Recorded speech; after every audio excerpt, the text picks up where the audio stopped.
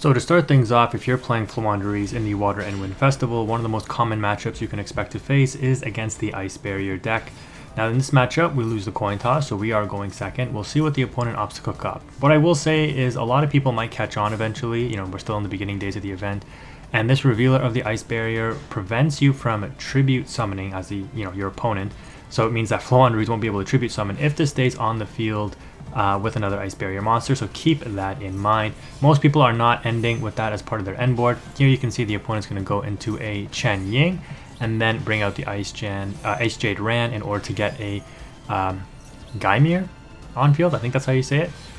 Then they're just going to go into the combination of the Coral Dragon into the extra token in order to synchro into the Ravenous Crocodon, I think it's called, or Croco Dragon, sorry, and then get a draw like 5. So this board is pretty strong. Our opening hand with Raigeki and Feather Duster seems pretty good, except for the fact that they ended up going for this synchro. Not sure why they wouldn't go for Lancia here, because it is stronger, but this card, if you read it, quick effect, you can activate this you can activate this effect. Face up monsters you control cannot be destroyed or banished by your opponent's card effects this turn. Okay? So if I try to Raigeki, they chain this, then all their monsters are protected from the destruction. Not great for me. I'm in some trouble, but we do have a Pot of Duality here.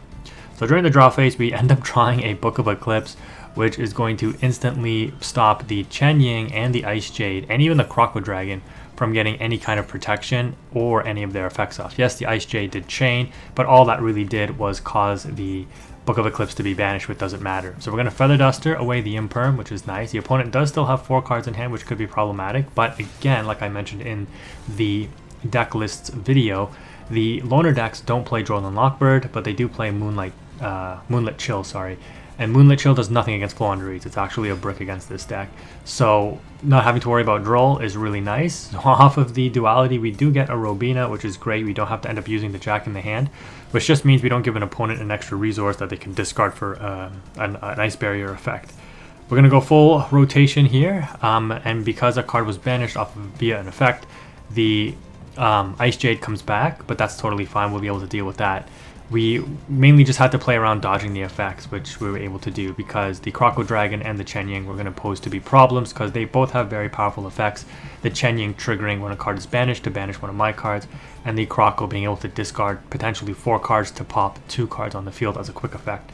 But here in the rotation, you can see we end up cycling, getting the map in rotation in order to banish the trap card, which is the Scary Sea, as the Dreaming Town is banished, or not banished, but forbidden in this event. So we're going to go battle phase. Empin will banish the Jack in the hand in order to reduce the attack of the Ice Jade, which just puts it back in the graveyard. Yes, it will come back next turn, but we clear the opponent's field. Again, being on the loner deck where we know we do not have to worry about evenly matched, but because we set this card before the battle phase. They started with a normal summon of this Ice Barrier card, and that's going to trigger the Robina, grab back Eaglin, search for Stree, and I'm actually going to go Stree first in order to banish the Ice Jade in the graveyard so that when I tribute summon, the Ice Jade will not trigger. Because I believe, is it only during the opponent's turn or is it during my turn? If you activate your spots, okay. If a card is banished by your opponent's card effect while this card is in your graveyard, you can special summon this card. So, yeah, if I would have Streed banished something else, this card would have triggered and come back from the graveyard even during their turn. So good thing I used the Street to banish it. So then we're going to go ahead and drop the Ryza here. Okay, and we're going to trigger off all of our effects. And we still have this Scary Sea. So this is their normal summon for turn, which is great. You can see here they use their normal summon. They do have an Ice Jade Ran to follow up with, and the Freezing Chains in order to grab back the Revealer. They're going to use the Winds in order to special summon from the deck. They're going to use the Mirror Mage in order to tribute the Ice Jade Ran and bring out more tokens. And I'm just like, yeah, it doesn't matter, right? I can't negate any of these summons with the Scary Sea. Scary Sea kind of functions as like, I guess like Horn of Heaven or Solemn Judgment. It's like an inherent summon, right? So like an Xyz summon, a Synchro summon, I can negate. So all of this is fine. Like I can't negate any of this summoning. But as soon as they Synchro summon, I'll negate the Synchro summon. So they use everything on the board. And they're going to go into the, I guess, new Trishula. And we're going to use the Scary Sea on this. But let's see what this card would have done. This is a Synchro 11. 1 tuner, 2 plus non-tuners. When this card is Synchro Summoned, you can banish up to 3 cards your opponent controls. If the Synchro Summon card in its owner's control is destroyed by an opponent's card, special summon 1 Trishula, the Ice Dragon. Dragon of the Ice Barrier from your extra deck, okay, and its attack becomes 3300. Then have the attacks of any face-up monsters your opponent currently controls and negate their effects. This first effect here would normally be very powerful, but they summoned this in attack mode, so it would have been negated by the Empin. But it doesn't matter because we're going to Scary Sea it back into the extra deck, and now the opponent has absolutely zero follow-up, and they know it's game, and just like that, we overcome what was a pretty good board on turn 1. Like, you know, you don't really expect people to go for the Ice Jade card, which is kind of annoying, but we were still able to out it with that top deck Book of Eclipse. Another matchup that you can expect to be fairly common in this event is the Speedroid deck. If you're playing Floowandereeze, there are a couple of things that you need to know. One is that this deck going first, which as you can see here, we lost the coin toss, can set up a couple of very powerful Omni Negates, mainly the Crystal Wing Dragons, which can negate monster and spell and traps, one each. They're two separate synchro monsters. And I believe my opponent is able to set up the full combo here going first, which is unfortunate. So there is a couple of decent extensions. The evenly matched and like other board breakers that you play will have to kind of be leveraged in such a way that you bait certain negates and then are able to deal with the threat after the fact. But you know, you do have to be careful of their follow-up as well. So here you can see the opponent is able to essentially fully cook up a pretty decent sized board turn 1. There's the Crystal Wing Synchro, and they have the other Crystal Wing. So if we just take a second to break this down, the Crystal Clearwing Synchro Dragon is the one that has a quick effect. Okay, not this one, sorry. Once per turn when a spell or trap or effect is activated, quick effect, you can negate and destroy that. Okay, this other effect here doesn't really matter. It's when I activate a monster effect. Until the end of this turn, this face-up card is unaffected by the activated effects of your opponent's monster. So still a decent effect, but not mattering too much against Floowandereeze.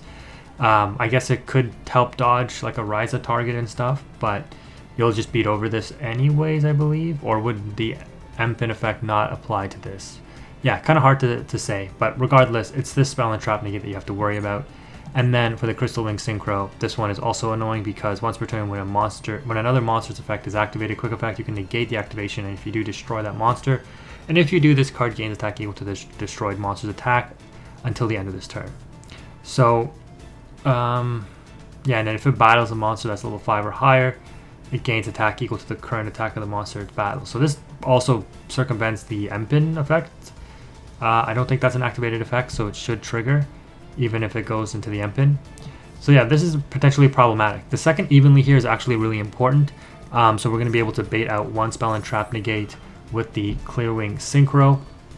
And then we're going to be able to just play another evenly. And because they've already used one negate, they keep the monster negate in the Clearwing. Crystal Wing Synchro. So we're going to go ahead and activate the Unexplored Winds, put back the Empin, and draw into another tribute monster. We summon the Robina to see, because what else are we going to do? The opponent negates, gains the attack, and we set and pass, right? Not much else we can really do here. We do have another draw 1 coming off of the Unexplored Winds, but what is the opponent going to be able to cook? Are we going to get OTK'd here?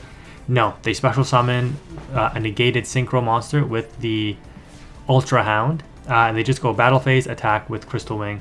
We draw Toucan here, which is interesting. Now, I was trying to bait a negate here, so the way you have to set this up, and I'll explain this because this is very important if you actually care about how to play Floowandereeze. If I summon this, the correct sequence in order to make sure that Toucan resolves and I can continue summoning is I go Robina Chainlink 1 and then Toucan Chainlink 2. The issue is if the Crystal Wing now negates the Toucan on Chainlink 2, this gets destroyed, right, and negated, and I don't get to normal summon again. Even though the Robina will still resolve on its effect because it was Chainlink 1 and come back to my hand. But then I can't continue to summon. If I do it in reverse order, and I have to try to bait the negate by doing Toucan Chainlink 1, Robina Chainlink 2, I have to hope that they use Synchro to negate the Robina effect to bring itself back. But then again, if they're smart, they know not to do that because I'm just going to get it back with the Toucan anyways. So they don't negate, they just pass, and I lose the ability to continue to summon because as both of these effects resolve, if they resolve in opposite order, the Robina on Chainlink 2 resolves first coming back to hand. The Toucan has nothing to bring back, because it targeted the Robina, which already resolved coming back to my hand. Therefore, the Toucan does nothing, and I won't be able to continue to summon because in order for the Toucan's effect to fully resolve and me continuing to summon, I have to bring the Winged Beast monster back, or the banished Floowandereeze card back to my hand. So hopefully you understood that. That's very critical to understand. The opponent does not fall for it though. So you can see that we do it in reverse order, trying to bait the negate of the Crystal Wing. But now the Toucan doesn't continue to summon. So I just get the Robina back to my hand. I draw a second Robina here, which is potentially interesting. Unfortunately, I just can't get the extra normal summon that I need. So yeah, I'm in really bad shape here. They're gonna go ahead and normal summon out the Piper, I guess is what you call it. Attack with the Crystal Wing and the Piper, and pass turn. So we end up drawing an Imperma dead card here, but we're gonna go ahead and put back one of our Robinas, and we draw Book of Eclipse, coming in clutch, flipping down the opponent's field. Now we're going to summon the Robina, and again, being on these loner decks, they are not on Droll and Lockbird, so we should be a-okay. Robina is going to search for the Eaglin. The Toucan effect is going to bring itself back. Eaglin will search Empin, will use Unexplored Winds in order to tribute over the Crystal Wing and grab the Robina back to hand, and the Empin was probably going to, well, the only thing to search left in the deck is Map, and that's how we overcome the double negate. You know, just have to get a little lucky there with baiting out the negates and just having an additional follow-up. So that's why you play multiple board breakers in the deck, and we overcame Speedroid. Pretty tough match though to overcome, as you can tell.